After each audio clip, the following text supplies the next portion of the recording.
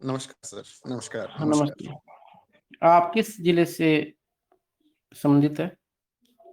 Sir मैं कोटा जिले का रहने वाला हूँ। कोटा। कोटा जिला किस संभाग में आता है? कोटा जिला सर कोटा संभाग में आता है। अच्छा। सर, कोटा जिलों में जो नदियों की बात करते हैं अपने, तो सर्वाधिक नदियां कोटा के अंदर अपने मानते हैं। तो कोटा जिलों में जो नदियां हैं उनके जी बारे में बताएं जरा। सर, कोटा जिले में तो नदियां, वैसे कोटा की तो मुख्य नदी जो है वो चंबल ही है, लेकिन कोटा संभाग और उदयपुर संभाग सर्वाधिक नदियों वाले संभाग माने जाते हैं। तो हम्म। कोटा संभाग में, या फिर सर कोटा जिले के बारे में बताऊं कि कौन कौन सी नदी मिलती है। कोटा जिले बता दो आप, जो कोटा जिले की जो मुख्य नदियां हैं। जी, कोटा जिले की मुख्य नदी जिसके किनारे कोटा शहर बसा हुआ है, एक तो मुख्य नदी चंबल नदी है। उसके अलावा यहाँ पर कालीसिंध नदी भी है, और पार्वती नदी भी कोटा जिले में आ जाती है। हालांकि ये सब मध्य प्रदेश से निकल के आती है। तो हमारे, जैसे मैं सुल्तानपुर कस्बे का रहने वाला हूं, यहीं से 10-15 किलोमीटर पास ही अ, चंबल और कालीसिंध के संगम पर नौनेरा बांध बन रहा है सर।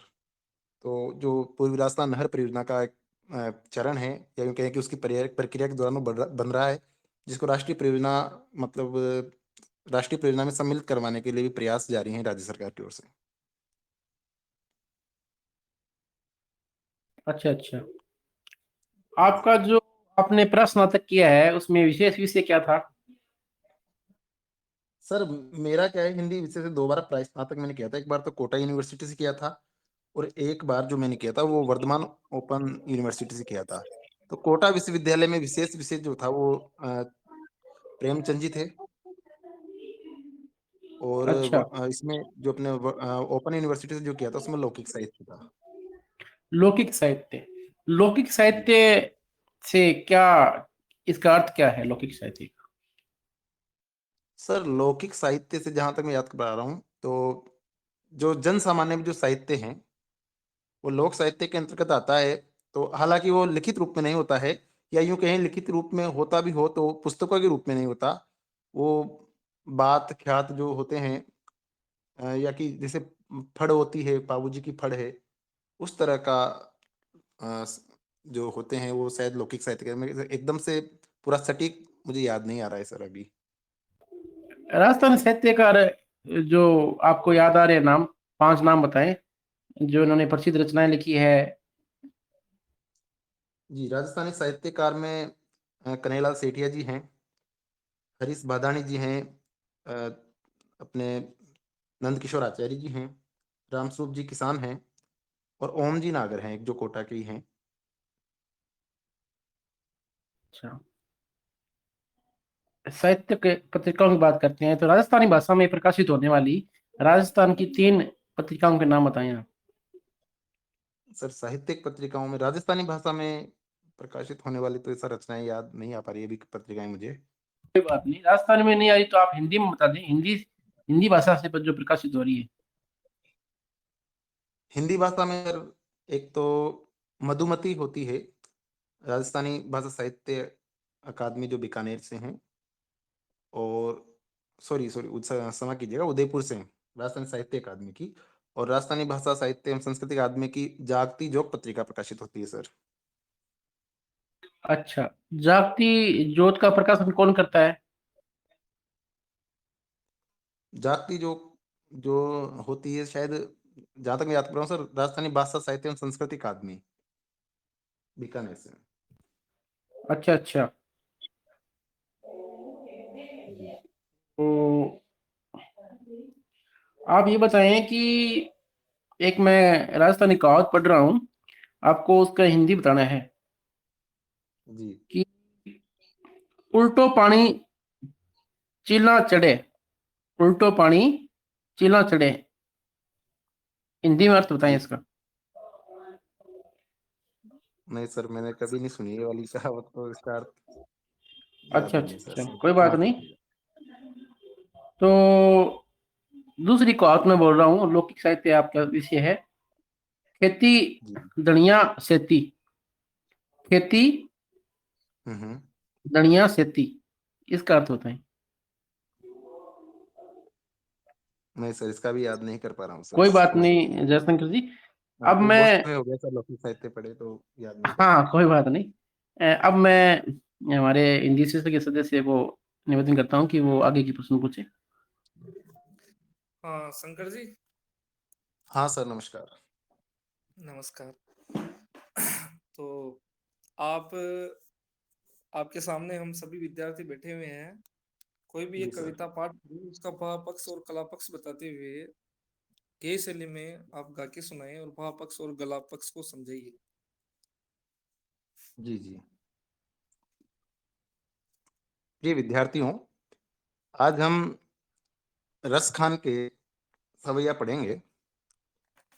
इन सवैयों में रस खान ने श्री कृष्ण के प्रति अनन्य भक्ति भाव, श्रद्धा भाव, समर्पण व्यक्त किया है, और उनसे संबंधित जो भी वस्तुएं हैं या क्षेत्र हैं, उनके प्रति सामीप्य उन्होंने चाहा है। तो आज जो पद पढ़ेंगे हम, तो शुरू करते हैं। पहला पद। मानुष हो तो वही रस खानी, बसो ब्रज गोकुल गाँव के ग्वालन। जो पशु हो तो कहाँ बस मेरो, चरो नित नंद की धेनु मंझारन। पाहन हो तो वही गिरी को जो, कियो हरि छत्र पुरंदर कारण। जो खग हो तो बसेरो करो मिली, कालिंदी कुल कदम्ब की डालन। जो खग हो तो बसेरो करो मिली, कालिंदी कुल कदम्ब की डालन। तो इस सवैया में रसखान जी ने जो भी उनको जन्म मिलता है, जो जिस भी रूप में वो पृथ्वी लोक पर निवास करते हैं, उसमें श्री कृष्ण से संबंधित जो भी वस्तुएं हैं या स्थल हैं, उनसे सामीप्य लाभ चाहा है। जैसे पहली पंक्ति में कहते हैं वो कि मानुष हो तो वही रस खानी, बसो ब्रज गोकुल गांव की ग्वालन। कि अगर मुझे मनुष्य रूप मिलता है, तो मैं मनुष्य रूप में ब्रज के जो ग्वाले हैं उनके बीच में निवास करूं। उसी प्रकार अगली पंक्ति में कहते हैं वो कि जो पशु हो तो कहाँ बस मेरो, चरो नित नंद की धेनु मंजारन। पशु हूं, अगर पशु जन्म मुझे मिलता है, पशु के रूप में अगर मैं इस पृथ्वी लोक पर निवास करता हूं, तो पशु जो बनूं, वो ऐसा बनूं कि रोज जो नंद बाबा की जो गायें हैं, धेनु हैं, उनके बीच में मैं विचरण करूं, उनके बीच में चरता रहूं, घास का सेवन करता रहूं। शंकर जी बहुत अच्छा। जी अच्छा, सर। किसी विद्वान ने विद्यापति का आपने अभी बहुत अच्छा कविता पाठ भी किया पद्यशैली के अंदर। कौन से विद्वान ने इनको जातीय कवि से संबोधित किया है विद्यापति को? जी सर, ये रस खान जी के बारे में वैसे मैंने पढ़ा था। अ, सूक्ष्म करे। आपने आज कोई पढ़ा है जिससे आपको प्रश्न पूछे जा सके? सर, आज तो मैं व्याकरण भी पढ़ा था मैंने। व्याकरण में अच्छा, संज्ञा सर्वनाम क्रिया विशेषण। और हिंदी साहित्य में को प्रिय कालखंड? हिंदी साहित्य में प्रिय कालखंड, वैसे मैं आज आदिकाल पढ़ के आया हूँ। वैसे प्रिय कालखंड तो सर भक्ति काल ही है। आदिकाल पढ़ के आए तो आदिकाल में बता दीजिए विद्यापति को किसने कहा है जातीय कवि?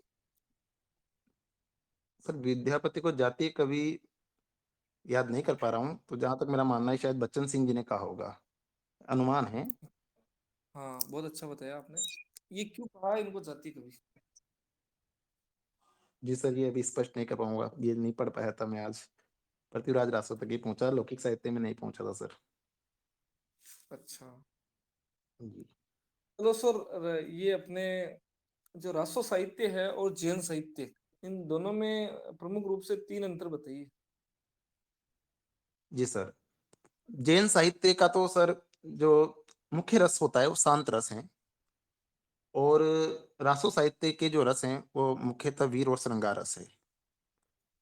उसके अलावा रासो साहित्य में प्रामाणिकता का अभाव है, और जैन साहित्य प्रामाणिक रूप में मिलता है।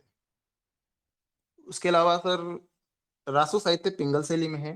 हालांकि अब शैली का तो खैर जैन साहित्य का मुझे याद नहीं, दूसरा अंतर बता देता हूँ मैं। जैन साहित्य जो है वो उपदेश विषयक है, और रासो साहित्य जो है वो आश्रयदाता के एक तरह से अतिशयोक्तिपूर्ण वर्णन से और श्रृंगार रस से पूरित है। अच्छा, जैन साहित्य को प्रमाणिक मानने के पीछे प्रमुख कारण क्या है?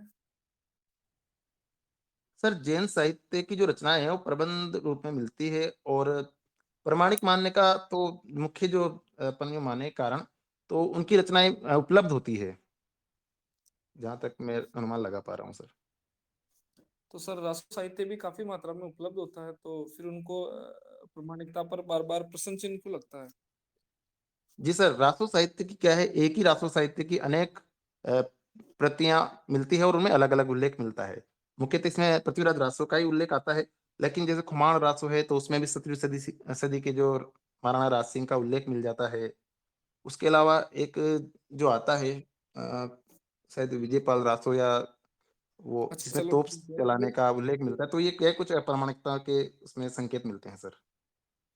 अच्छा, रासो साहित्य को आपने प्रमाणिकता पर संदेह रहता है, तो एक शब्द उपयोग में आता है इनके लिए, क्षेपक। ये क्षेपक क्या होता है? शेपक सर शायद बाद में जोड़ा गया, जहां तक मैं याद कर पा रहा हूँ सर, शेपक का अर्थ बाद में जोड़े गए जो अंश होते हैं उनको। बहुत अच्छा बताया आपने।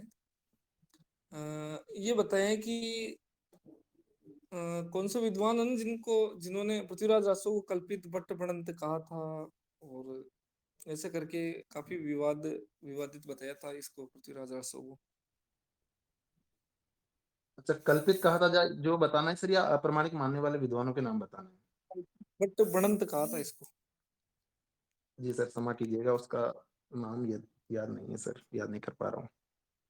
अच्छा, ये बताइए कि पृथ्वीराज रासो के ऐसे कौन से विषय है जिनके आधार पर इसको, इस पर की जो इसकी जो प्रमाणिकता है उस पर संदेह व्यक्त किया जाता है? जी सर, पृथ्वीराज रासो में मुख्यतः तो इसका कालखंड जो है वो इसको अप्रमाणिकता या इसमें कहीं संदेह के उसमें लाता है दायरे में, क्योंकि इसमें क्या है, अलग अलग घटनाएं जो है उसमें 90 से 100 वर्ष का अंतर आ जाता है। और जैसे इसमें जी सर, जैसे मतलब कौन कौन सी चीजें हैं जिनमें प्रमुख जैसे प्रकरण घटित हुए हैं, जिनके अंदर आयु में आप अंतर बता रहे हैं ना, वर्षों के अंदर? हाँ सर, प्रकरण तो मैं वो, लेकिन मैंने जो पढ़ा था उस पे थोड़ा सा ऐसा ही था कि कुछ एक तो समय का है, जो कुछ संवत और काल का अंतर आ जाता है, और उसमें फिर वो एक आनंद संवत की भी कल्पना की गई थी, जो उसके हिसाब से एक इसमें कुछ पात्रों के, जैसे पृथ्वीराज की माता का नाम, इनका नाम भी जो है वो अंतर मिलता है उनमें भी अलग अलग, कुछ घटनाओं में भी हैं, कुछ घटनाएं ऐसी हैं जो इसमें मतलब वास्तव में इतिहास में हुई नहीं, लेकिन उसका भी वर्णन मिल जाता है। अब वो सर याद नहीं कर पा रहा हूँ, लेकिन ये दो तीन कारण तो मुझे थोड़ा थोड़ा मोटा मोटा याद है सर। अच्छा चलो सर, एक रसो साहित्य में के बारे में एक प्रमुख प्रसिद्ध ग्रंथ है, जिसको कर्नल टोड ने संगोपता नेम भी नाम दिया है। हालांकि प्रश्न ये काफी तथ्यात्मक है, पर ये नाम काफी प्रचलन में है, इसीलिए मैं पूछ रहा हूँ कि कर्नल टोड ने संगोपता नेम से एक जानकारी दी थी ग्रंथ की, ग्रंथ का नाम बताइए। जी सर, क्षमा कीजिएगा, याद नहीं कर पा रहा हूँ। अच्छा, तो कोई दिक्कत नहीं है। और बताइए, ये अपने आदिकाल की प्रमुख जो प्रवृत्तियां हैं, उनके बारे में बताइए आप। सर, आदिकाल की जो प्रवृत्तियां हैं उसमें तो प्रथम जो प्रवृत्ति है वो तो संकुचित राष्ट्रीयता की है सर। उसके अलावा आश्चर्यदाता का अतिशयोक्तिपूर्ण वर्णन है सर। श्रृंगार और वीर रस की प्रधानता है। उसके अलावा प्रामाणिकता का थोड़ा सा संदिग्ध प्रामाणिकता कह सकते हैं उसे, इस तरह का भी है। विविध छंदों का प्रयोग इसमें हुआ है, और प्रबंध रूप में लिखे गए हैं चलो बहुत अच्छा। रासो एक साहित्य। अंतिम प्रश्न मेरा, कि जो हिंदी साहित्य का जो अपना प्रथम कालखंड है वो आदिकाल माना जाता है, पर जी ये सर। जो अपने अपने सिद्ध और नाथ है, जी इनको शामिल करने और नहीं करने के संदर्भ में सदैव से स्थिति विवादित रही है। तो जी सर, ये सर। विवाद का कारण क्या है? ऐसा क्या कारण है कि इनको कुछ विद्वान तो इनको हिंदी कालखंड में मानते हैं, कुछ नहीं मानते हैं, क्या कारण है ऐसा? सर, इनको शामिल करने और न करने का जो मुख्य कारण है वो इनकी भाषा से संबंधित है। अ, कुछ इन्हें अपभ्रंश का मान लेते हैं, जैसे आचार्य रामचंद्र शुक्ल ने कहा भाई सिद्ध और नाथों की जो रचनाएं थी वो अपभ्रंश से संबंधित थी। या उपदेश विषयक थी, तो इसलिए इनको इसके अंतर्गत नहीं माना जा सकता। लेकिन वहीं डॉक्टर नगेंद्र कहते हैं कि इनको शामिल किए बिना हम हिंदी साहित्य का इतिहास लिख नहीं सकते, इसलिए उन्होंने अपने साहित्य इतिहास की जो प्रारंभ है उनको सिद्धों के समय से ही या सरपा के समय से ही, सरपा को प्रथम कवि मानते हैं डॉक्टर नगेंद्र, और वहीं से वो हिंदी साहित्य के आदिकाल का प्रारंभ मानते हैं, क्योंकि आने वाला जो आगे का जो भक्ति काल है वो यूं कहें कि इन सिद्धों और नाथों की जो साहित्यिक रचनाएं हैं, उनके नींव पर ही खड़ा होता है सर। तो सर सिद्धों और नाथों को आदिकाल में शामिल करने के बारे में विवाद है, जबकि ये जी सांप्रदायिक रहे हैं ऐसा माना जाता है, या धार्मिक प्रवृत्ति के थे, जबकि भक्ति काल के जो कवि है वो भी धार्मिक प्रवृत्ति के थे, पर उनको जी एकमत होके कालखंड में सम्मिलित कर दिया जाता है। क्या कारण है जी इसके सर। बारे में? सर इसका कारण तो वही है ना कि पहले जो कवि हुए या सिद्धो नाथों की जो रचना है वो अपभ्रंश से प्रभावित मानी गई थी, और अपभ्रंश क्योंकि इनको अपभ्रंश को अलग करने की वो एक प्रवृत्ति दिखाई दी थी, जिन्होंने भी 1000 ईस्वी के आसपास से हिंदी साहित्य का आरंभिक काल माना है, आदिकाल माना है। जबकि बाद की जो भक्ति काल है उसमें जो भाषा है वो ब्रज भाषा और अवधी भाषा है, जो हिंदी भाषाओं की उपभाषाएं मानी जाए तो उसको तो शामिल करना ही है। और बाद में जब जैसे जैसे अनुसंधान आगे बढ़ा तो धीरे धीरे ये सिद्धो नाथों की जो रचनाएं थी उनको भी हिंदी साहित्य के आदिकाल में सम्मिलित कर लिया गया है सर। हालांकि शुक्ल जी का दृष्टिकोण अलग था, तो उन्होंने उसको शामिल नहीं किया। मैं यहाँ से एक सही प्रश्न पूछूंगा कि जैसे जो सिद्ध साहित्य और नाथ साहित्य है उनको सांप्रदायिक कोटि का मानते हुए शुक्ल जी ने उनको सम्मिलित नहीं किया, तो क्या जी ये सर। अपप्रभंश विषय को भी उठाते हैं, या केवल सांप्रदायिक कोटि का होने मात्र से ही ये इनको शामिल नहीं करते हैं? जी सर, सांप्रदायिक और उपदेश प्रदान होने के कारण, और इनकी एक मुख्य मुख्य बात तो ये थी कि जैन जो धर्म से संबंधित जो था, सिद्ध और जैन, तो उनको तो उन्होंने इसीलिए नहीं माना था कि ये उपदेश प्रधान रचनाएं हैं, केवल ये बताने के लिए कि भाषा का व्यवहार कब से हो रहा है या अपभ्रंश भाषा से हिंदी भाषा में किस तरह से रूप परिवर्तन हुआ और हिंदी का प्रारंभ किस प्रकार से हुआ, केवल ये बताने के लिए उन्होंने इसको शामिल किया था। अथवा उनके अनुसार जैन जैन जो साहित्य है वो भी आदिकाल में सम्मिलित नहीं होना चाहिए था, केवल एक विषय विशेष को बताने के लिए उन्होंने शामिल किया है, ये कहना चाह रहे हैं आप? जी सर, जी सर, जी सर। चलो, मेरी तरफ से आपका साक्षात्कार संपन्न हुआ, बहुत अच्छा। जी धन्यवाद।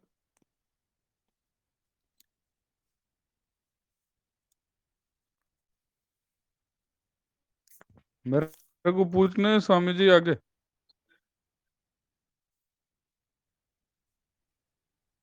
आनंद जी सर मेरे को पूछना क्या? पूछ लो पूछ लो सर सर, 2 इनसे मिनट, तो। क्या दिक्कत है?